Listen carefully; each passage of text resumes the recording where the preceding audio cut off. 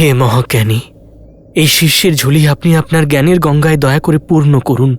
তবু শ্রীরাম যদি এই রাক্ষসের মধ্যেও এক ব্রাহ্মণকে পেয়ে থাকেন, এই ব্রাহ্মণ অবশ্যই তোমাকে শিক্ষা দেবে। হে লক্ষণ, আমার কথা মন দিয়ে শোনো। কখনো কোনো শুভ কাজ করতে বিলম্ব করবে না। আর কোনো কাজ যদি কারো পক্ষে মঙ্গলজনক না হয়, তা করার কথা কখনো ভাববে না।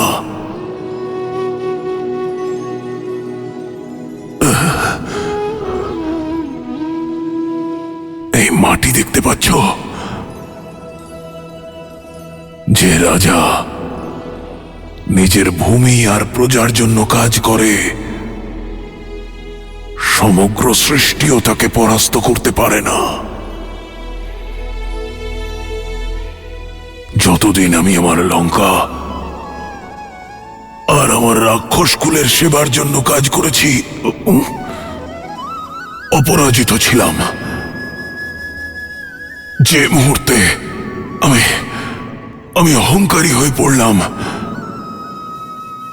আমার ভূমি আর প্রজা সবারই তাতে ক্ষতি হলো। আর আমার অহংকার লঙ্কা আর তার প্রজার সর্বনাশ ঘটালো।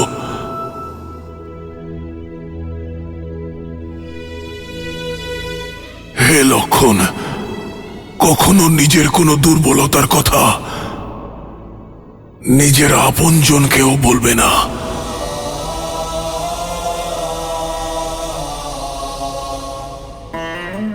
কারণ সময়ের চাকা পরিবর্তিত হয়।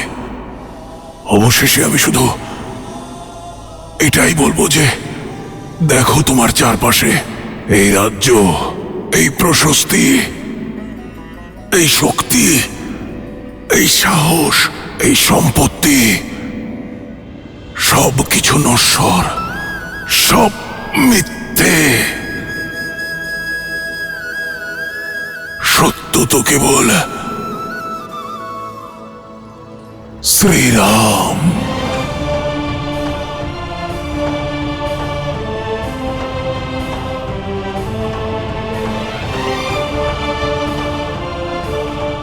রাম নামই কেবল সত্য। ভ্রাতা, ভ্রাতা, ভ্রাতা।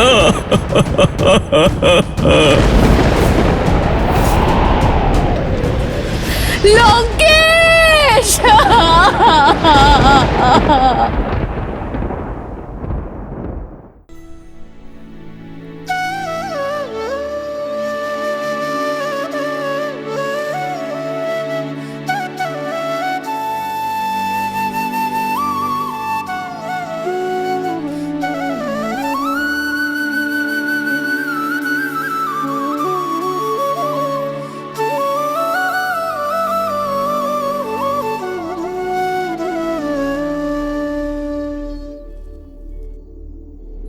भज मन राम नाम सुखदाई, भज मन राम नाम सुखदाई, भज मन राम नाम सुखदाई, भज मन राम नाम सुखदाई, भज मन राम नाम सुखदाई, भज मन राम नाम सुखदाई।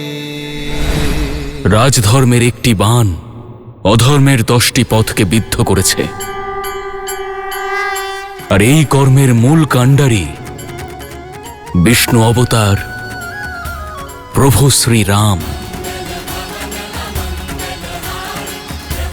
জয় শ্রীরাম, জয় শ্রীরাম, জয় শ্রীরাম, জয় শ্রীরাম, জয় শ্রীরাম, জয় শ্রীরাম, জয় শ্রীরাম, জয় শ্রীরাম, জয় শ্রীরাম, জয় শ্রীরাম জয় শ্রীরাম জয় শ্রীরাম জয় শ্রীরাম জয় শ্রীরাম।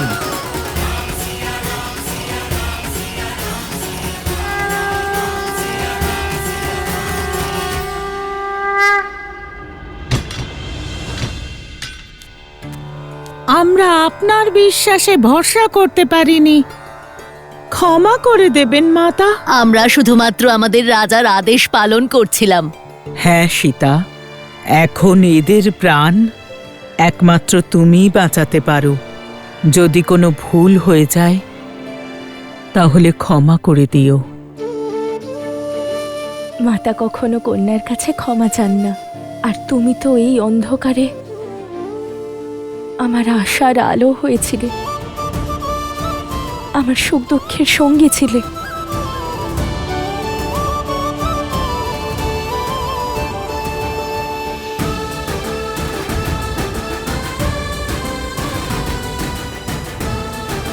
আর তোমরাও নিশ্চিন্তে থেকো, আমার শ্রীরাম দয়াবান, কৃপার সাগর উনি। শীঘ্রই এই লঙ্কার আকাশে ধর্মের সূর্যোদয় হবে।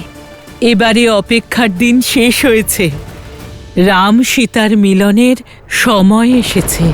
লঙ্কেশ!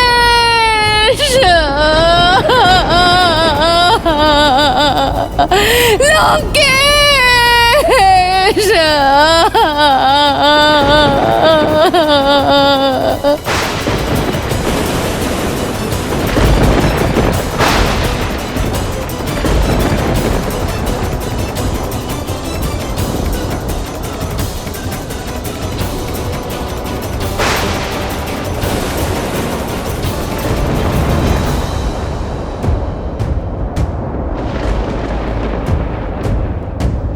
দাদা, এখন প্রকৃতি এ কিসের সংকেত দিচ্ছে? কোন নতুন বিপদ আসছে?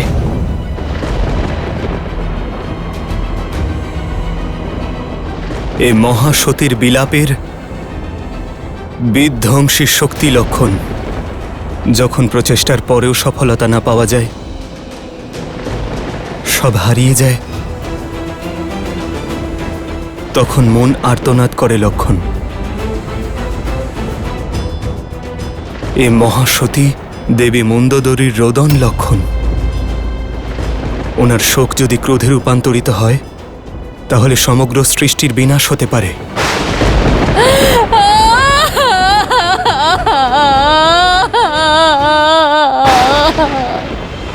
তাহলে এই সমস্যার কি সমাধান দাদা? কিছু না লক্ষণ, আমিও বাধ্য।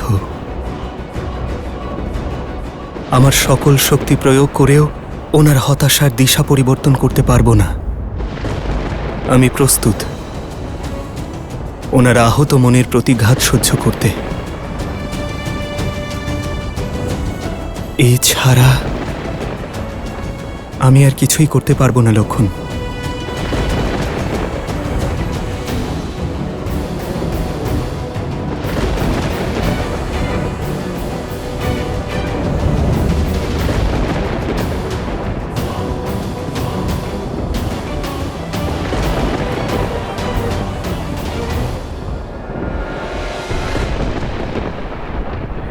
লঙ্কেশ!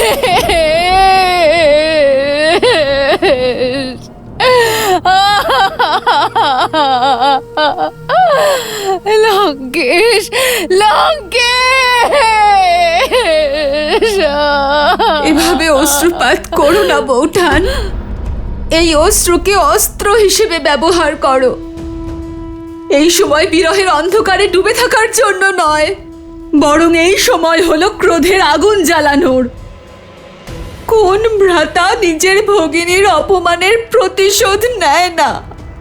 ছলনার দ্বারা হত্যা করা হয়েছে আমার ভ্রাতাকে।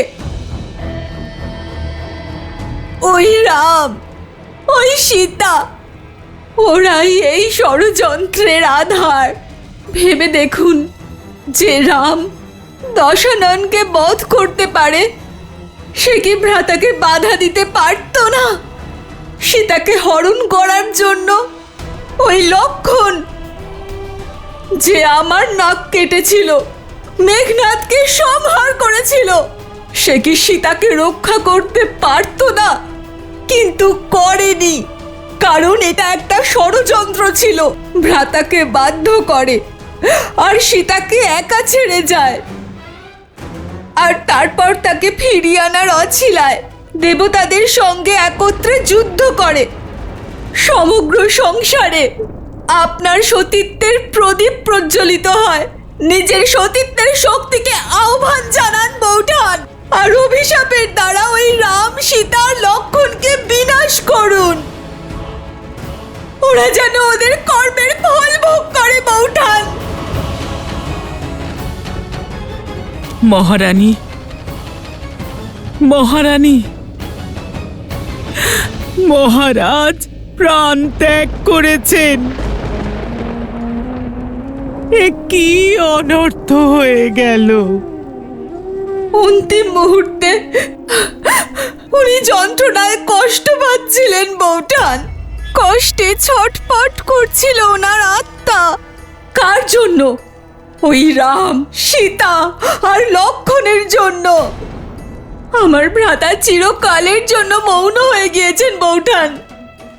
অন্তত আপনি আর মৌন হয়ে থাকবেন না। আমি অভিশাপ দেব।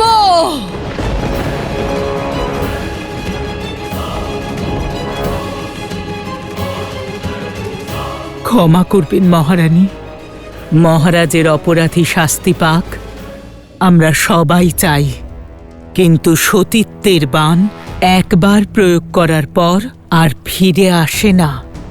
তাই নিজের সতীত্বের ক্ষোভ তার ওপর দেখান, যার জন্যই সবকিছু হয়েছে। রাম এখানে কেন এসেছে?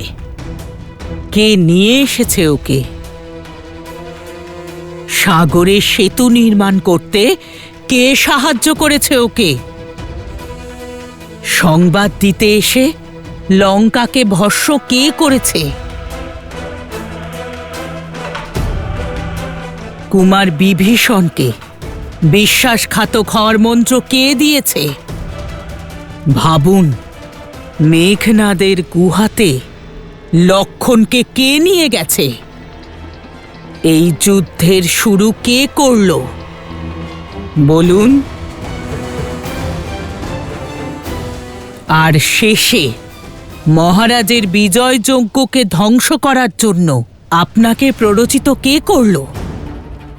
এই পরিস্থিতির সবথেকে বড় দোষী সে, আর আপনার দেওয়া শাস্তির অংশীদারও সে।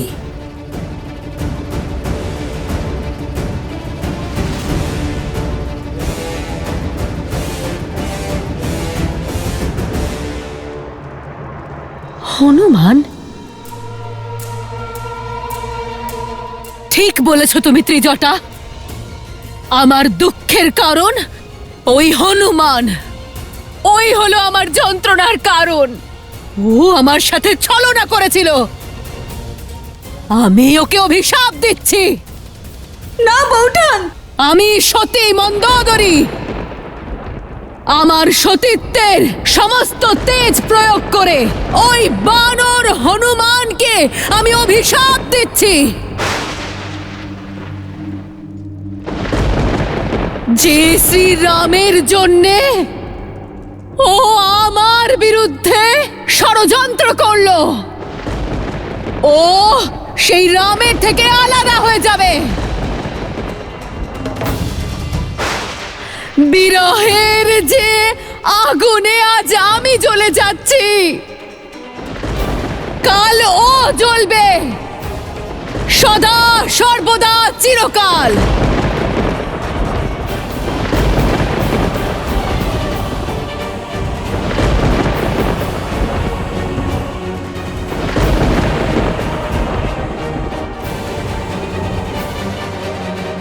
মহারানী,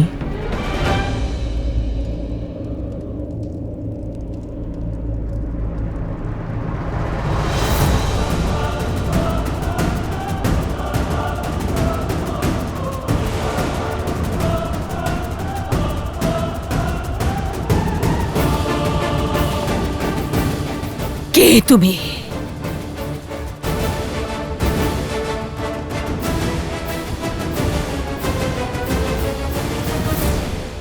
প্রভু, এবার লঙ্কার অধিকার শুধু আপনার। আমি তো কেবল আমার সীতাকে চাই বিভীষণ। সসম্মানে আপনি লঙ্কায় শাসন করুন লঙ্কেশ। কিসের শাসন? যুদ্ধ এখনো শেষ হয়নি, যুদ্ধ এখনো বাকি আছে। রাম! গঙ্গা সংহিতা অনুসারে প্রভু রামের দ্বারা বিবাহ প্রস্তাব প্রত্যাখ্যান ও দাদা রাবণ বধের পর শূর্পণখা মহাদেবের ঘোর তপস্যা করে, যার ফলস্বরূপ পরজন্মে সে মোক্ষ লাভ করে। জয় শ্রীরাম।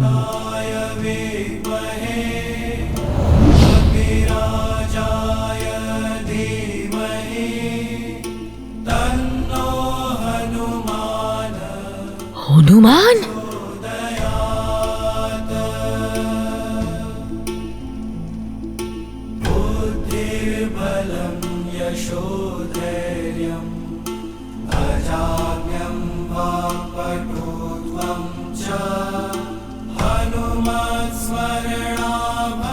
ক্ষমা করবেন মাতা মন্দোদরী।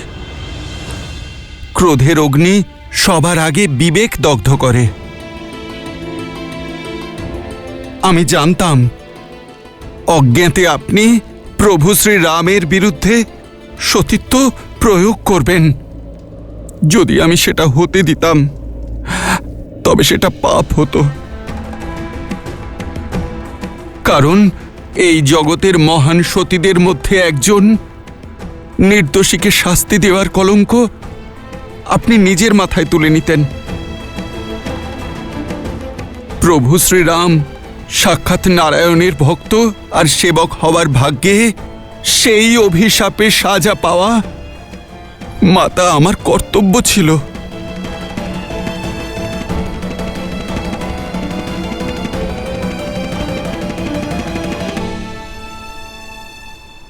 কিন্তু মাতা, আপনি আমায় বড় কঠিন শাস্তি দিলেন। আপনি আমায় ভস্ম করে দিতেন, আমার প্রাণ নিয়ে নিতেন, তাও খুশি মনে স্বীকার করে নিতাম। কিন্তু আপনি তো আমার থেকে আমার বেঁচে থাকার অর্থই ছিনিয়ে নিলেন। আজীবন আমার প্রভুর সেবা করার আশীর্বাদই ছিনিয়ে নিলেন। আমি তো শুধু আমার ধর্ম পালন করছিলাম মাতা, যেমন আপনি পালন করে এসেছেন। মাতা, যদি আমি কোনো ভুল করে থাকি তাহলে আমায় ক্ষমা করুন। আমার প্রভুর শাস্তির ভাগ আপনি আমায় দিয়েছেন, এ তো আমার কাছে আশীর্বাদ মাতা। আর আমি আপনার কাছে সদা কৃতজ্ঞ থাকব। আমি আমার সেবা ধর্মে সফল হয়েছি, আমার প্রভুকে আপনার অভিশাপ থেকে বাঁচাতে পেরেছি। এ আমার কাছে বড় প্রাপ্তি মাতা। প্রভু, এবার লঙ্কার অধিকার শুধু আপনার। আমি তো কেবল আমার সীতাকে চাই বিভীষণ। সসম্মানে আপনি লঙ্কায় শাসন করুন লঙ্কেশ। কিসের শাসন? যুদ্ধ এখনো শেষ হয়নি, যুদ্ধ এখনো বাকি আছে। রাম! জয় শ্রীরাম।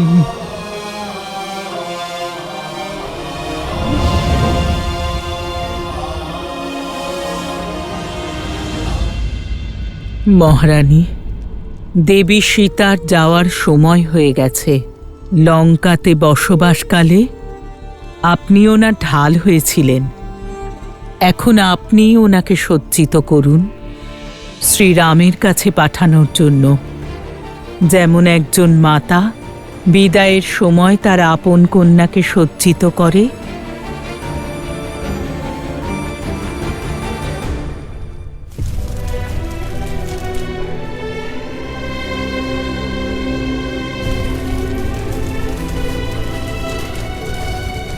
প্রভু, এবার লঙ্কার অধিকার শুধু আপনার।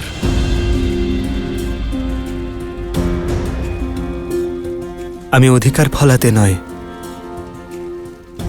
ধর্মের আহ্বানে এসেছিলাম। আমি বনবাসী বিভীষণ, রাজপাটে আমার মোহ কিসের?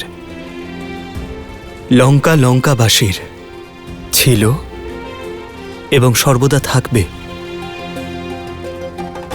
মহারাজ বিভীষণের দেখানো পথে এবার পাপের লঙ্কা ধর্মের পথে অবশ্যই অগ্রসর হবে।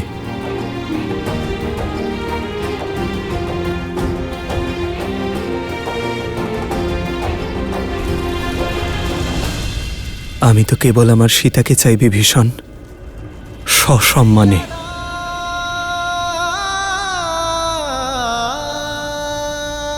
আপনি লঙ্কার শাসন ব্যবস্থা সামলান লঙ্কেশ।